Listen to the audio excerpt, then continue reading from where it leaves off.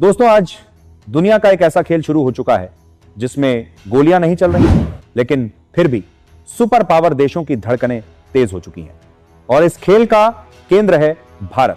वही भारत जिसे कभी सिर्फ एक मार्केट समझा जाता था, जहां बड़े बड़े देश अपनी पुरानी टेक्नोलॉजी बेचकर खुश हो जाते थे।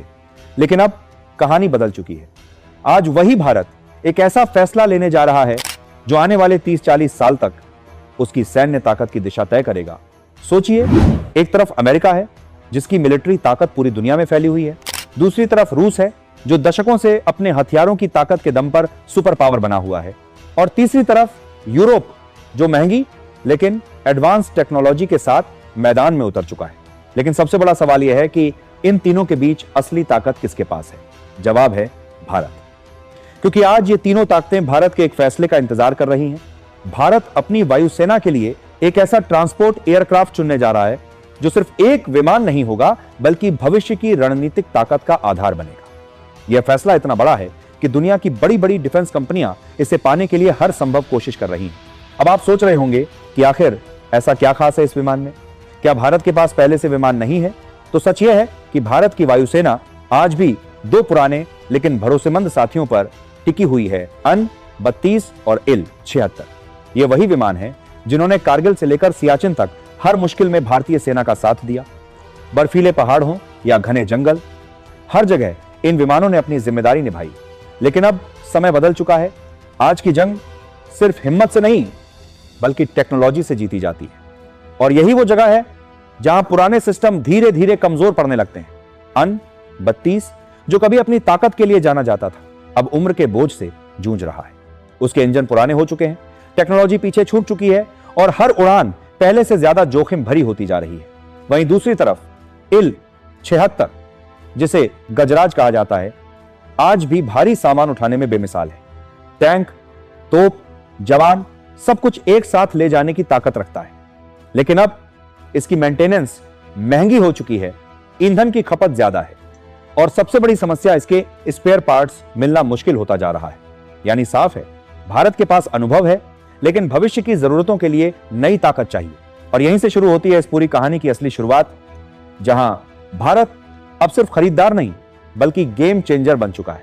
लेकिन असली मोड़ यहां आता है जब भारत ने सिर्फ नया विमान खरीदने के बारे में सोचना बंद किया और एक बड़ा सवाल पूछा, क्या हम इसे खुद बना सकते हैं?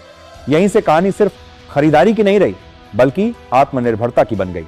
कुछ साल पहले भारत और रूस ने मिलकर एक मिड लेवल ट्रांसपोर्ट एयरक्राफ्ट बनाने का प्लान तैयार किया था।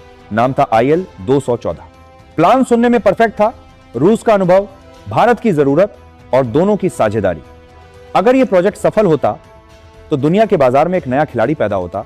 लेकिन हर बड़ी कहानी में एक मोड़ आता है, और यहां वो मोड़ था इंजन। इंजन किसी भी विमान का सिर्फ एक हिस्सा नहीं होता, वही उसकी असली ताकत, उसकी जान होता है। भारत चाहता था कि इस नए विमान में ऐसी टेक्नोलॉजी हो जो आने वाले दशकों तक टिके।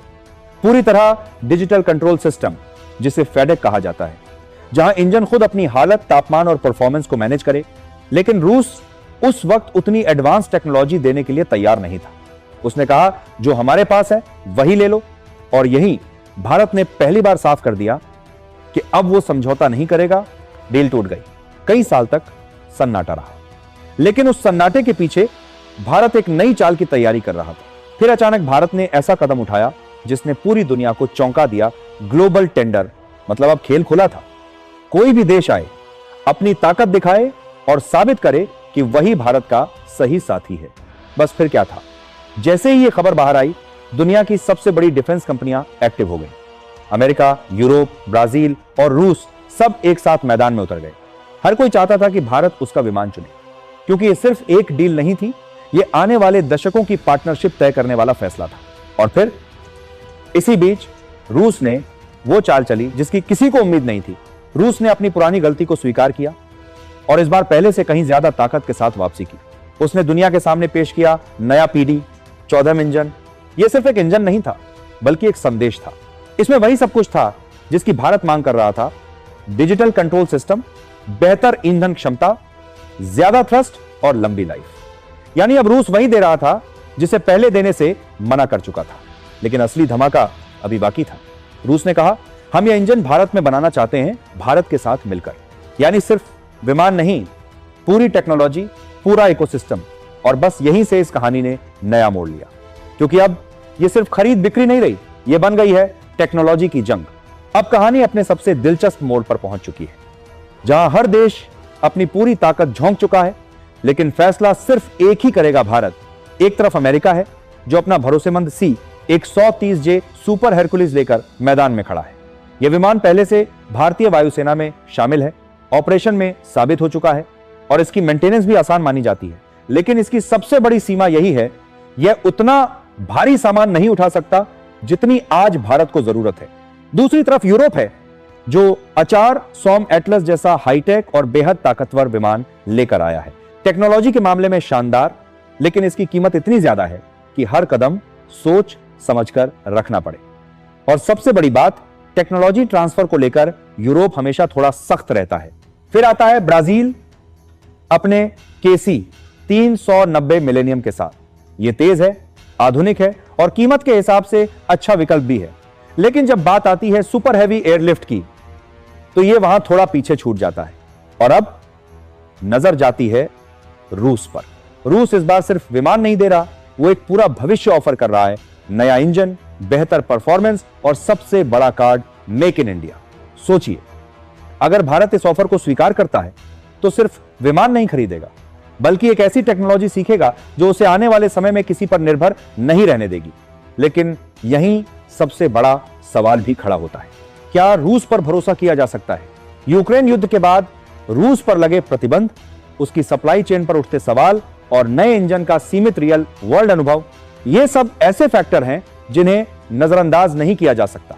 यानी एक तरफ मौका है बड़ी छलांग लगाने का और दूसरी तरफ जोखिम है गलत कदम उठाने का। लेकिन अगर इस पूरे खेल को गहराई से देखें तो साफ नजर आता है कि भारत अब पहले जैसा नहीं रहा। अब वह सिर्फ खरीदार नहीं, बल्कि निर्णायक बन चुका है। यह फैसला सिर्फ एक विमान का नहीं है, यह तय करेगा कि आने वाले दशकों में भारत किसके साथ खड़ा होगा और अपनी ताकत किस दिशा में ले जाएगा। अगर भारत सही फैसला लेता है तो लद्दाख से लेकर अंडमान तक उसकी पहुंच और तेज हो जाएगी। सेना की मूवमेंट पहले से कई गुना तेज होगी और सबसे बड़ी बात, भारत टेक्नोलॉजी की उस लीग में प्रवेश कर सकता है जहां आज सिर्फ गिने चुने देश खड़े हैं। अब सवाल सिर्फ इतना है, भारत क्या चुनेगा? एक सुरक्षित और आजमाया हुआ रास्ता या एक नया जोखिम भरा लेकिन भविष्य बदल देने वाला मौका? क्योंकि कभी कभी इतिहास वही देश बनाते हैं जो जोखिम उठाने की हिम्मत रखते हैं। अब आपकी बारी है, आपके हिसाब से भारत को किसका साथ देना चाहिए? रूस का नया और बड़ा ऑफर या अमेरिका और यूरोप का भरोसेमंद विकल्प? अपनी राय कमेंट में जरूर बताना, क्योंकि यह सिर्फ एक वीडियो नहीं बल्कि भारत के भविष्य की कहानी है।